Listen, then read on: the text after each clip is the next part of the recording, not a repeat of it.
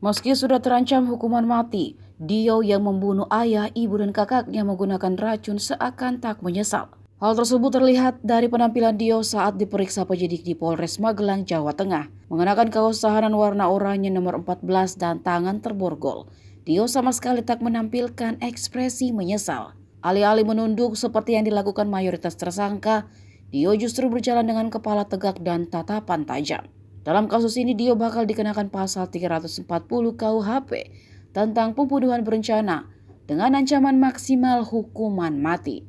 Sebelum ditetapkan sebagai tersangka, sikap Dio di lokasi tewasnya ketiga korban di rumahnya yang terletak di Dusun Prajan, Desa Mertoyudon, Kabupaten Magelang pada Senin 28 November juga membuat polisi heran.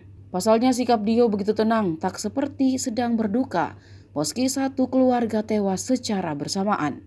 Tak ada tanda-tanda kehilangan keluarga dekat, terlebih orang tua dan kakak kandungnya. Sikap Dio itulah yang memunculkan kecurigaan polisi. Terlebih Dio bersikeras menolak agar ketiga korban untuk diautopsi. Padahal kerabat korban ingin untuk seluruh korban dilakukan autopsi.